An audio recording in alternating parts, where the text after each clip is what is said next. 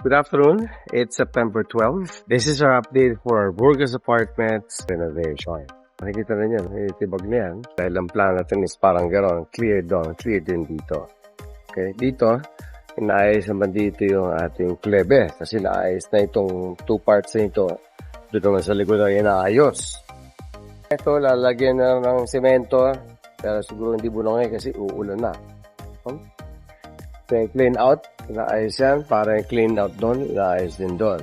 So marami na naman tayo for hakot. So I expect this to be completed today. Ito, ang inaayos dito yung sa kuryente rin. Ganda yan. Pag nag-clear yan, luwag yan.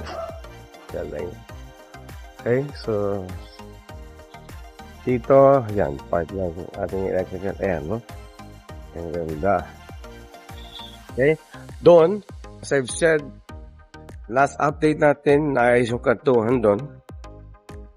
Ayan, ang ganda. Ang ganda talaga. So, itong CR naman dito, it is done. May ilaw ba tayo dito? Wala, no? Okay, okay na yan. Yung pictures na lang inaano dyan. Ayan, no? Galing. Galing.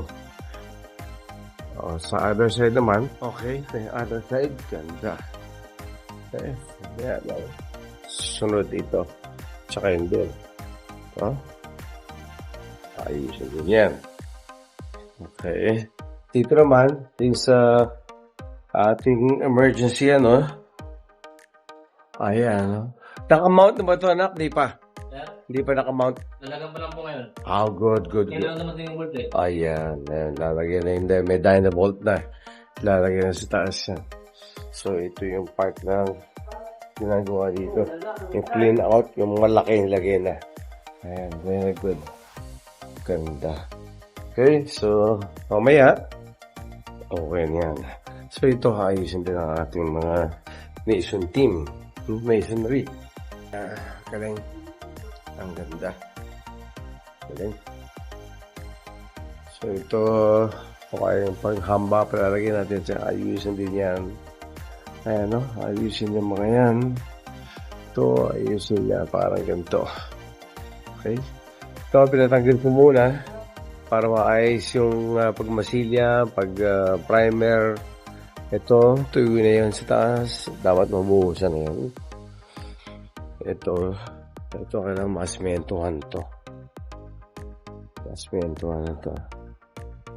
Ito yung na-apply natin to sa DENR. Para kasi para may daanan tayo dito. Okay.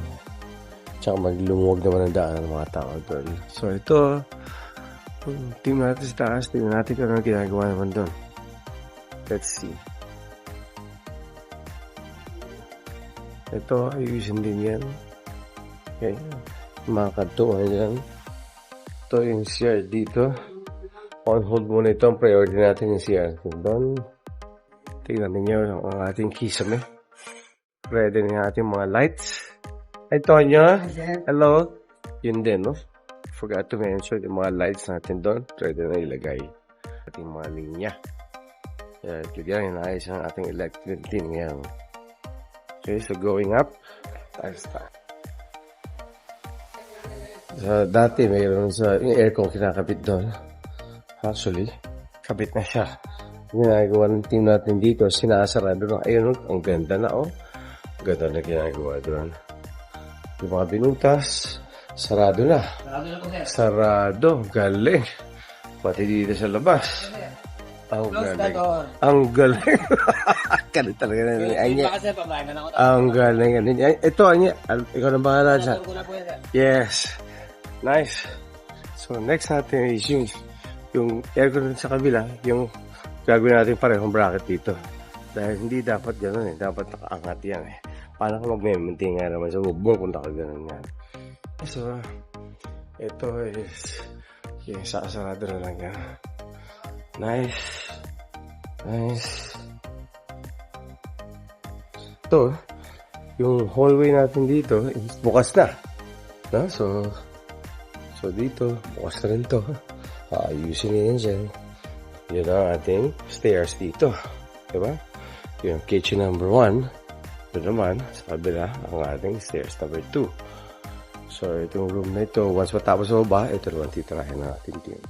Ayusin yung mga flooring na yan para maibalik pa siya sa, ito ay sasara na.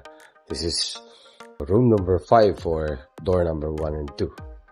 Okay, this is room number 5 for door number 3. Dito, finishing na tayo. And cutting na ginagawa dyan.